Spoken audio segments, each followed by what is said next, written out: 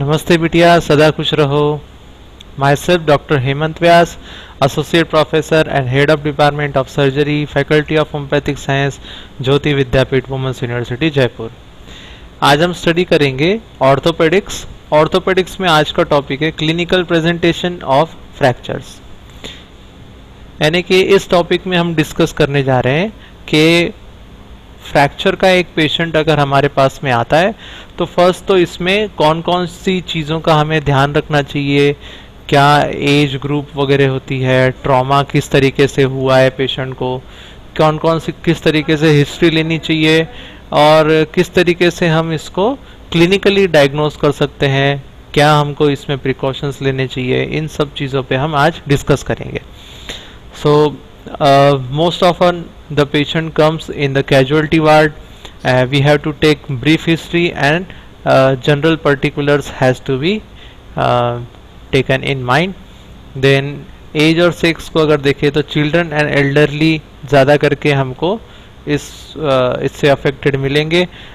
Different mechanism of injury हो सकता है, traumatic, pathological, इसके ऊपर ध्यान देना है। पोस्ट मेनोपॉजल वुमन के अंदर ऑस्टियोपोरोसिस और पैथोलॉजिकल फ्रैक्चर्स जो है ये हमको ज़्यादा मिलेंगे।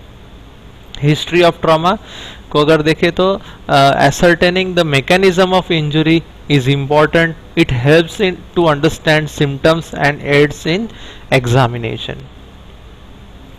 इस तरीके से हमको ये लुक जो है ये this is open fracture.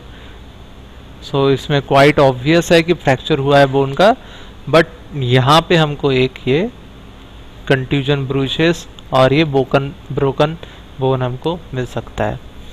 So Colles fracture, ये सर्टेन इंजरीज होती है, मोड ऑफ इंजरी जिससे सर्टेन फ्रैक्चर्स प्रोड्यूस होते हैं। तो this is the importance of mode of injury, इसको पूछना हमें काफ़ी इम्पोर्टेंट होता है। Then symptoms, A history of injury followed by inability to use the injured limb, ये हमको करीब करीब हर पेशेंट के अंदर देखने को मिलेगा। The fracture may not always be at the site of injury, that is example अगर ये देखें तो a below to the knee and its varied effects. If a fracture occurred with a trivial trauma or spontaneously, then we should suspect pathological lesion. उसके बाद pain, bruising और swelling, these are common symptoms but they do not distinguish a fracture from a soft tissue injury. इस तरीके से हमको science और symptom जो है वो फ्रैक्चर के मिल सकते हैं। Deformity, more suggestive of fracture, inquire about symptoms of associated injuries.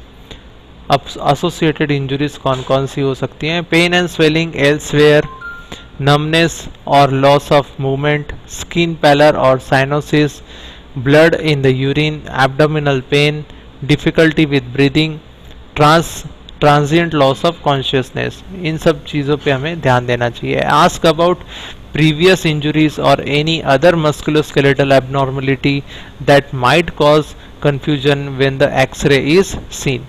Finally, a general medical history is important in preparation for anesthesia or operation. उसके बाद जनरल साइंस को अगर देखें तो first look for ABCs, that is look for and if necessary attend to, that is airway obstruction, breathing problem, circulatory problem, cervical spine injury. Secondary survey में examine the main injury, ascertain the type of fracture, classify, plan a management protocol and look out for complications. It will also be necessary to exclude other previously unsuspected injuries. Local signs हमको क्या मिलेंगे? Familiar heading of clinical examination should always be considered और damage to arteries, nerve and ligament may be overlooked. A systemic approach is always helpful. Examine the most obvious injured part, then test for artery and nerve damage, look for associated injury in the region and look for associated injury in the distant part.